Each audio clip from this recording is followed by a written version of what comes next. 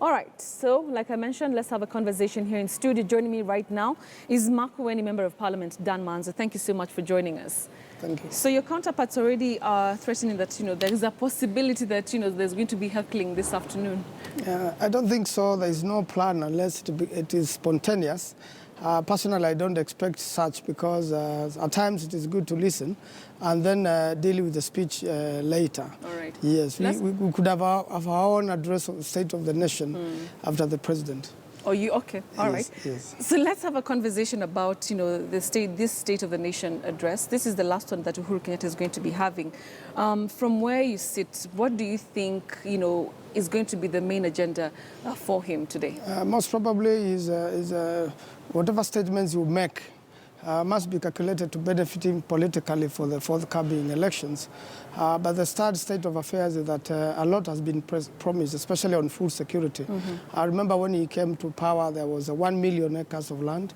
He visited the state of Israel, where they've done very well with irrigation. And in Kenya, we are doing a lot with the rain-fed agriculture.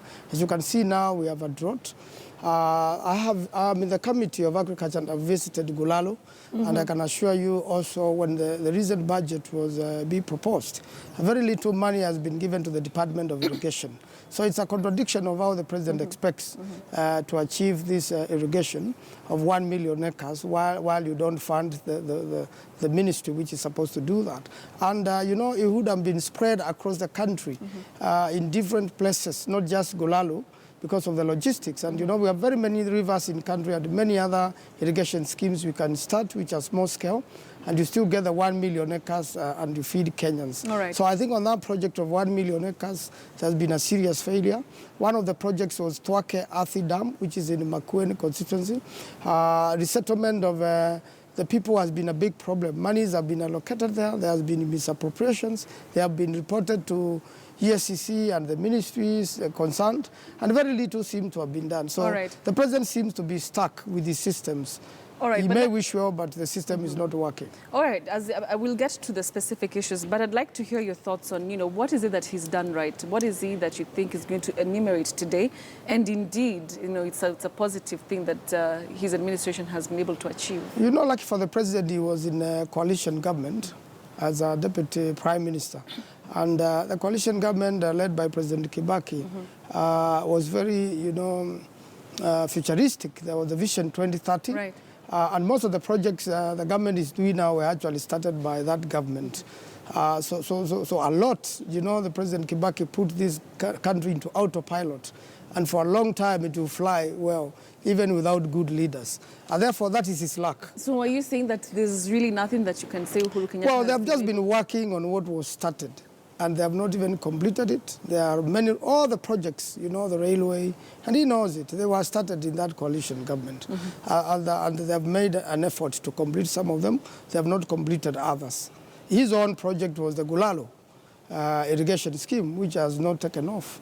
And we have not seen the produce from that particular scheme, and a lot of money has already been spent. All right. And with very little coming out of it. So he needs to deal with the corruption issue. It is only during his reign that we have seen monies belonging to Wananchi be transported in sacks.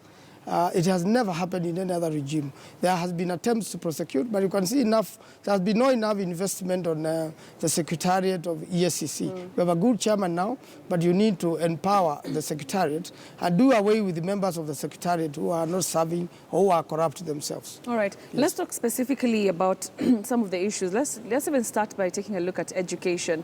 Don't you think that he's been able to achieve something? We're even having a new curriculum coming into place.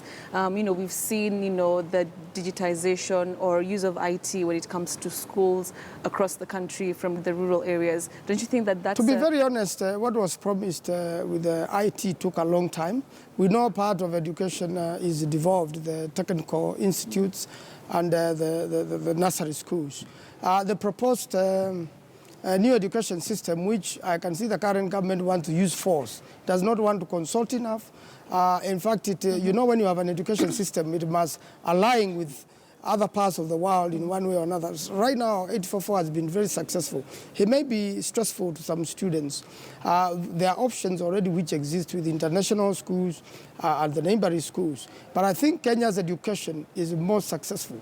By trying to bring a Japanese system or a system which there is no proper consultation. But the system has serious gaps. I mean, it has serious gaps, but even if you the education stakeholders you're talking about, yes. they know that the 844 system has a problem. It has a problem, but you need to improve on it, because if you tour many parts of the country, you find Kenyans very successful. When you look at other education systems of even neighboring countries or African countries, you find Kenyans are much better.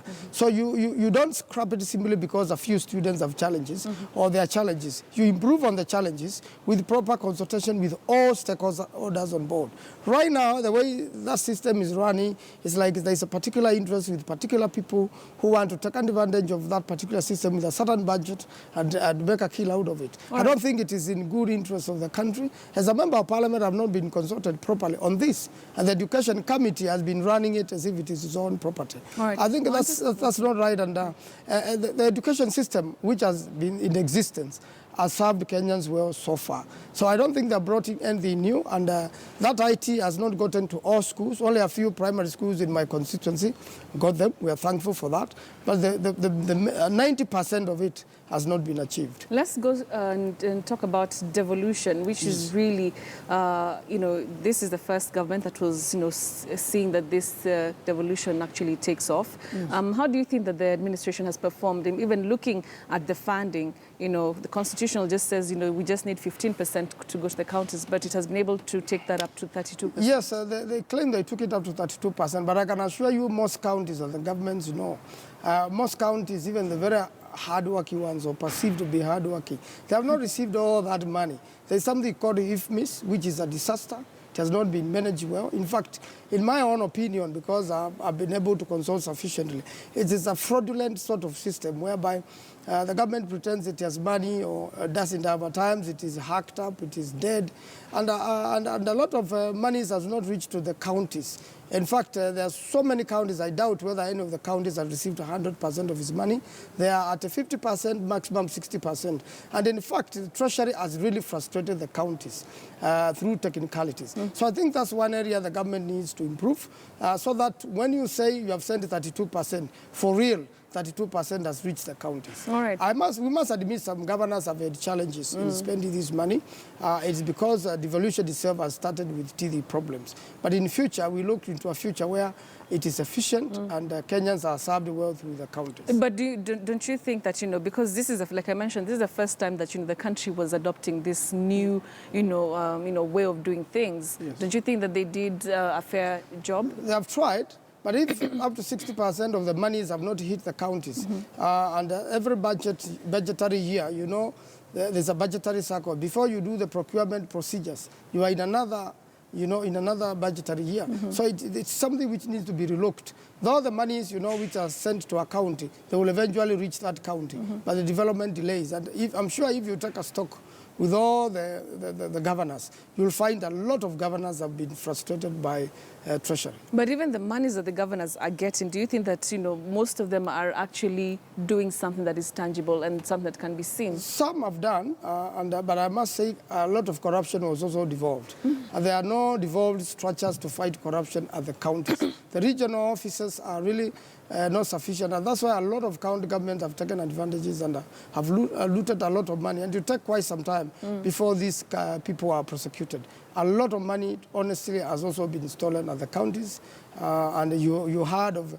whereby procurement procedures were not followed or things were overpriced. Really, we need to look forward into a Kenya, and this election will determine to elect governors who will make sure that there is transparency and the money belonging to the people is used for the right purpose. Because there is still a lot of poverty in grassroots, which most of it will be dealt with by the counties. All right, let's talk about the last devolution conference a few days ago. One of the issues that the governors came out and said is that, there seems to be some sort of cold relationship between the national government and the county governments, which is, to some extent hindering development, because, if the big brother is not happy, then, things will not probably go. That is well revealed by the strike, which has taken 100 days with a lot of Kenyans dead due to negligence.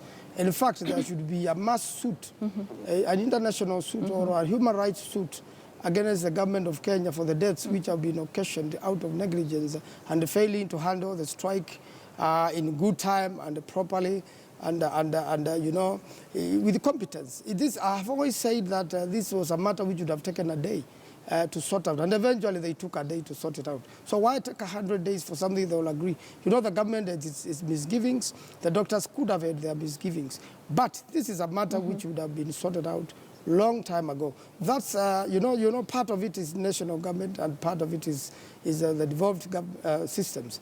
You can see how much it has taken so there's a problem between the relationship of the national government and the county government. It needs to be smoothened. And it was part of the debate in Parliament yesterday in one of the reports prepared, so that in the future, and which I'm looking for, we think will be adopted tomorrow. We're looking into a future whereby the relationship between national government and county government is not personalized. It is smooth. You have seen the outbursts in Turkana. In my opinion, they are necessary. The outbursts in Mombasa, they are totally unnecessary. There's a duty which all these leaders have been elected to, and it should take precedence. All right. So I want us to take a break. Thank you so much, and we'll keep you here for a few more minutes. But we'll take a break right now here on News Center. When we come back, we will be